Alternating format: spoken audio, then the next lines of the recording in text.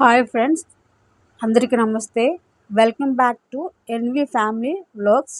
ఈరోజు మనం విలేజ్లో దొరికే గురుగు ఆకు కూర చాలా టేస్టీగా, సింపుల్గా, తక్కువ ఇంగ్రీడియంట్స్తో ఎలా ప్రిపేర్ చేయాలో మేము చూపించాము. సో చెప్పాలంటే లాస్ట్ నైట్ మాకు ఇక్కడ వర్షం పడింది. సో నెక్స్ట్ డే మార్నింగ్ మామిడికాయల కోసం అని చెప్పేసి మేము తోటకి వెళ్ళడం జరిగిందండి. సో అక్కడికి వెళ్ళేటప్పటికి మేము షాక్ అయ్యాం అనమాట. ఏమిటి అంటే ఆ తోట అంతా కూడా గురుగు ఆకుకూరతో నిండిపోయింది. సో మామిడికాయల సంగతి పక్కన పెట్టేసి సో నేను మా హస్బెండ్ కలిసి ఆ గురుగు ఆకుకూర కొయ్యడం స్టార్ట్ చేశాను అనమాట.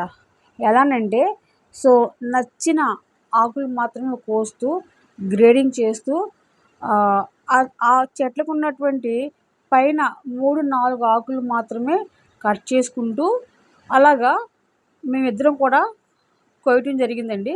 సో అలాగా మ్యాక్సిమం మాకు కావాల్సినంత వరకు కూడా మేము ఆకుకూరని శుభ్రంగా మేము కొయ్యటం జరిగిందండి. చూడండి ఎంతలా నీట్గా ఉందంటే చాలా ఫ్రెష్గా బాగుందన్నమాట. అలా మొత్తం కోసుకున్న తర్వాత తిరిగి మేము అనేది ఇంటికి స్టార్ట్ అయిపోయామండి. సో చూడండి అదంతా కూడా ఆ గేట్ దగ్గర ఉన్నది మొత్తం కూడా కింద ఉన్నదంతా కూడా అది గురుగు ఆకుకూర అన్నమాట. సో ఎంత బాగా ఫ్రెష్గా ఉందంటే దాన్ని చూస్తుంటేనే అసలు వెళ్ళాలని అనిపించట్లేదు అనమాట. సో అలా మేము అక్కడ వర్క్ మొత్తం ఫినిష్ చేసుకుని తిరిగి ఇంటికి రావడం జరిగిందండి. సో ఈ కర్రీకి కావాల్సిన ఇంగ్రీడియంట్స్ వచ్చేసి జీలకర్ర 1 టేబుల్ స్పూన్ తీసుకున్నానండి.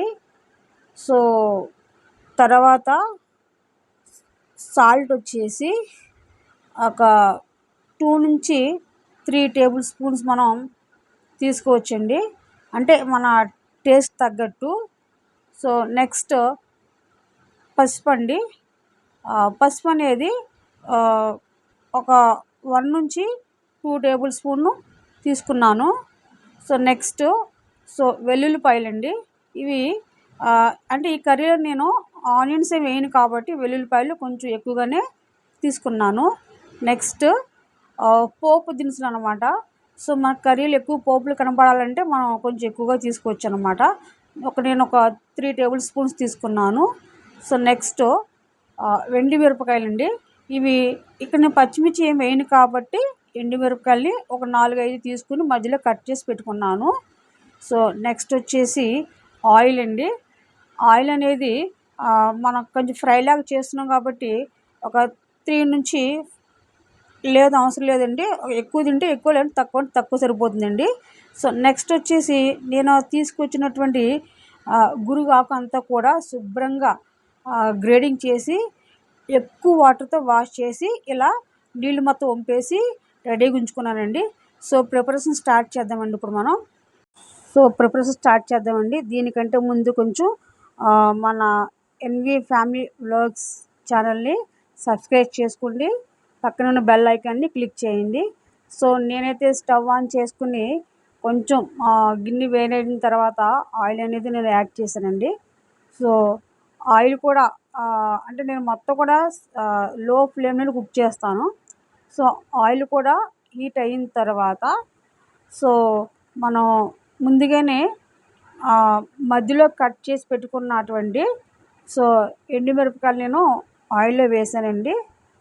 సో తర్వాత వచ్చేసి వీటి తర్వాత కొద్దిగా మనం ముందుగానే తీసుకున్న వెల్లుల్లిపాయలను కూడా కచ్చాపిచ్చాగా కొంచెం మనం దంచేసి వీటికి యాడ్ చేస్తున్నాను. సో ఆ తర్వాత వచ్చేసి మనం తీసుకున్నటువంటి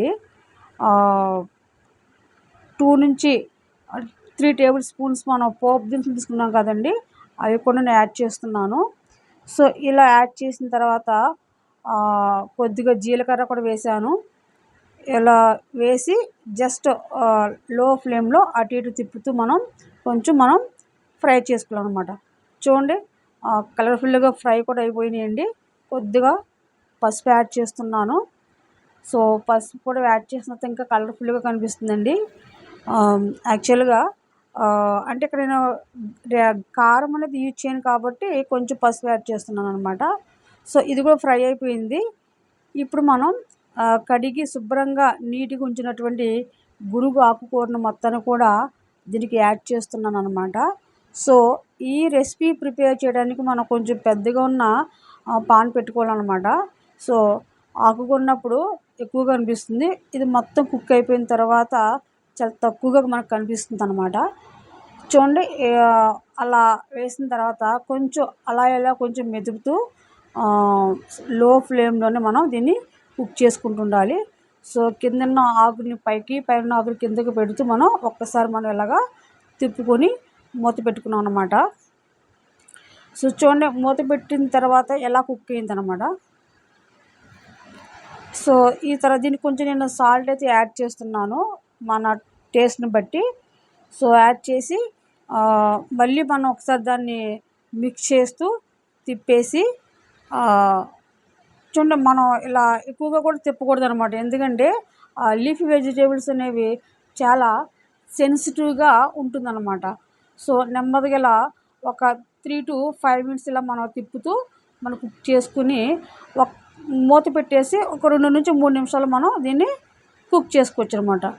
చూడండి, ఒకసారి టైం అయిపోయిన తర్వాత చూస్తే కనుక మనం చూడండి ఎలా కుక్ అయిందో, చాలా దగ్గరగా అయిపోయింది అనమాట. ఫస్ట్ ఏమో చాలా ఎక్కువగా ఉన్నట్టు అనిపించింది మనకి. సో చివరికి చూస్తే మొత్తానికి సో పాన్ అడుగున చాలా కలర్ఫుల్గా అట్రాక్టివ్గా ఉందన్నమాట. చూడండి ఎంత టేస్టీగా ఉందంటే అంత టేస్టీగా ఉంటుందన్నమాట. సో ఈ కర్రీని కనుక మనం ఆవకాయ కాంబినేషన్తో తింటే కనుక చాలా చాలా టేస్టీగా ఉంటుందండి. అంతేకాకుండా దీనిలో ఇది తింటే మనకు బెనిఫిట్స్ కూడా చాలా ఎక్కువగా వస్తుంటాయి అన్నమాట. సో ఇదైతే కనుక మన అమ్మమ్మల నానమ్మల కాలం నాటి రెసిపీ అండి. సో ఇంకా చెప్పాలంటే ఇది ఈ వర్షాకాలంలో మాత్రం మనకి లభిస్తుంది అన్నమాట. Okay friends, thank you for watching.